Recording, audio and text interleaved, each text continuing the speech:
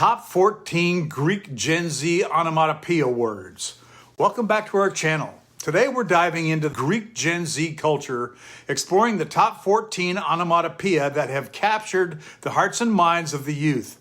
Onomatopoeia adds a unique flair to the language, making it more expressive and fun. To begin with, onomatopoeia is a Greek word. The word onomatopoeia is from the ancient Greek compound word onomatopoeia, meaning name-making, composed of onoma, meaning name, and poeia, meaning making. I wanted to look into the onomatopoeia of other languages as well, rather than just English, so I thought I'd start with Greek since the whole concept of onomatopoeia is Greek anyway. We born English speakers tend to think of English as the new lingua franca, even though that concept would be French/Latin by nomenclature, and the Chinese would probably differ with that statement along with any other widely spread language like Spanish or Portuguese or Dutch, not to mention German and the Slavic languages. Different languages use different words and or consonant-vowel combinations, tonalities, and straight-up sound effects to represent different sounds and noises occurring in nature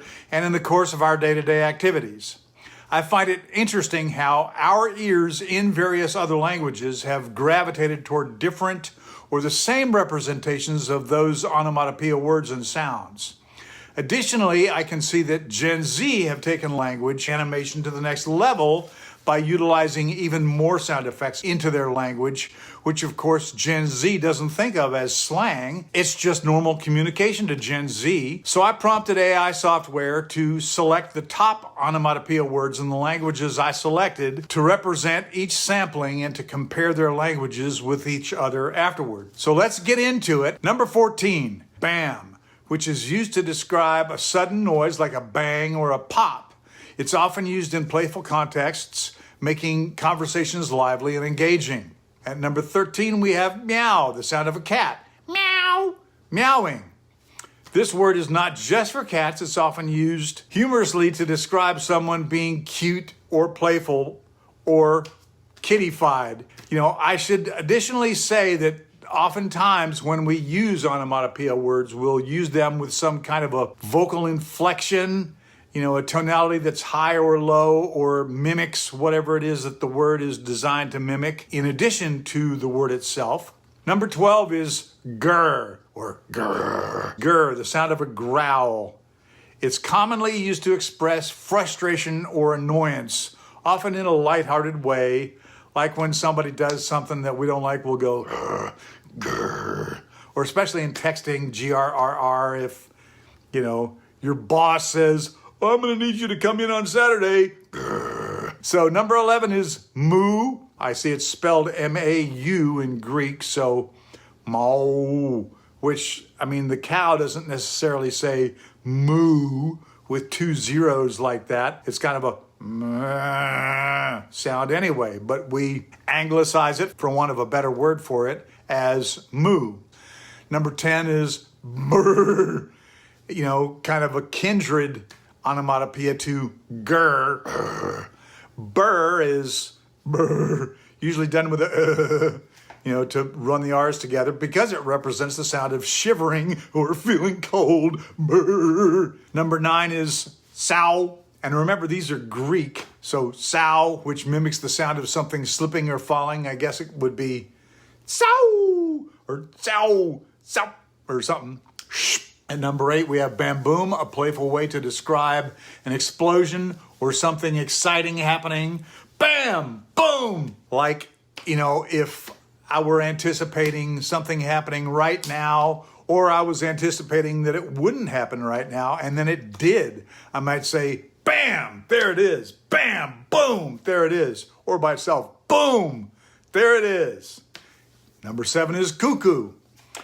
Cuckoo is the sound of a bird. Cuckoo bird, I guess. Cuckoo, cuckoo. This is often used to describe someone who is cheerful or lively. In American English, cuckoo would describe somebody who's nuts. Cuckoo, coming from the cuckoo bird. Number 6 is ha-ha. The sound of laughter. It's a universal expression of joy and is widely used in conversations. Ha ha ha.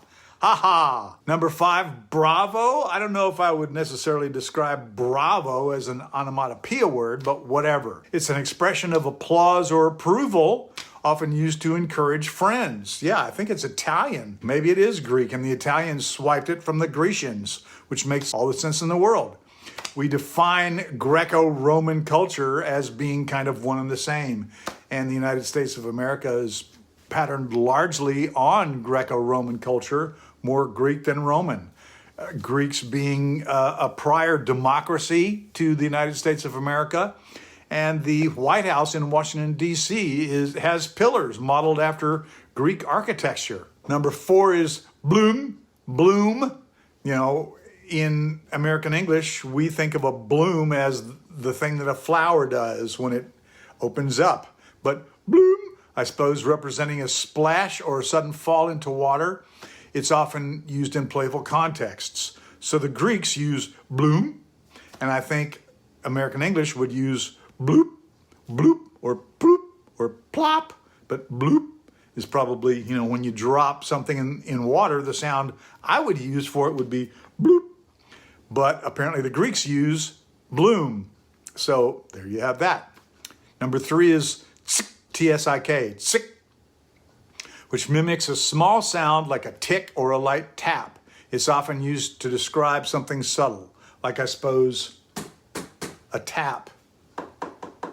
Tsk, tsk, tsk. So number 2 is paff. Coming in at number 2 is paff, the sound of something hitting the ground. It's a fun way to describe accidents or mishaps.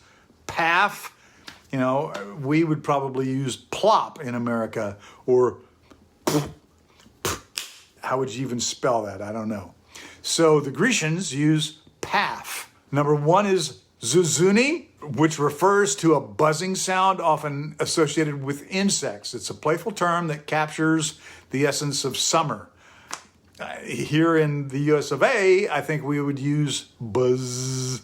You know, the Z consonant is that which represents the sound of a bee's or an insect's wings flapping. Zzz, zzz, zzz. So in Greece, it's zuzuni. So there you have it. Conclusion. Those are the top 14 Greek Gen Z onomatopoeia.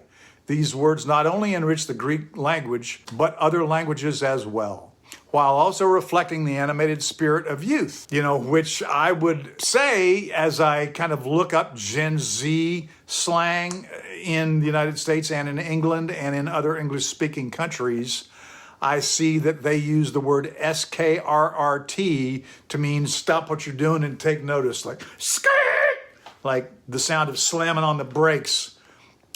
So I don't know, maybe we used urch would probably be more like what my frame of reference would gravitate toward, but skirt is Gen Z. So point being, as we sort of evolve, as our languages evolve, as our generations evolve, we're becoming more and more animated, and that is more of a function of youth, largely because when you start adulting, another Gen Z term, and get a job and you have to start paying for your own kids, you have to act professional and you can't act animated, which is associated with youth. So anyway, which one was your favorite? Let us know in the comments below, and don't forget to like and subscribe for more great content.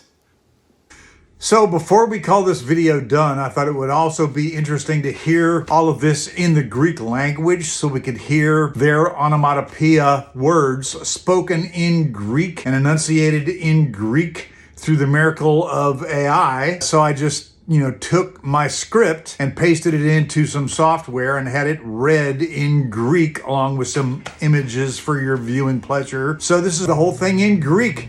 So check it out. Σκηνή 1 intro. Αν οι συζητήσεις σου χρειάζονται λίγη εξάεν ζωντάνια, μείνε συντονισμένος. Θα σου αποκαλύψουμε 15 πικάντικες ελληνικές ονοματοπείες που η Gen Z λατρεύει. Νούμερο 15. Μπαμ. Ο ελληνικός τρόπος να πεις μπαμ ή pop. Νούμερο 14. Νιάου.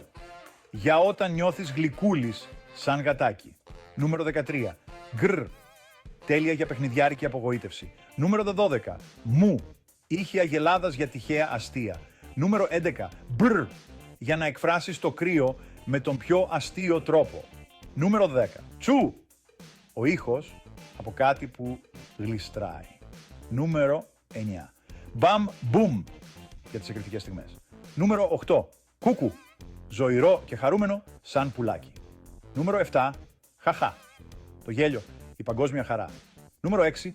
Μπράβο, ένα δυνατό χειροκρότημα για τους φίλους σου. Νούμερο 5. Μπλουμ, κάνοντας βουτιά κυριολεκτικά. Νούμερο 4. Τσίκα, σαν διακριτικό και ελαφρύ σαν τικ. Νούμερο 3. Παφ, ο ήχος μιας αδέξιας πτώσης. Νούμερο 2. Μπρρρ, τρέμουλο και γέλια μαζί. Νούμερο 1. Ζουζούνι, βουίζοντας με αυτή τη καλοκαιρινή άβρα. Και κάπως έτσι, φίλε μου, ποια ήταν η αγαπημένη σου? Άσε ένα σχόλιο και μην ξεχάσεις να κάνεις like και subscribe για περισσότερη διασκέδαση. So anyway, which one was your favorite? Let us know in the comments below, and don't forget to like and subscribe for more great content. Catch you in the next one. Peach out!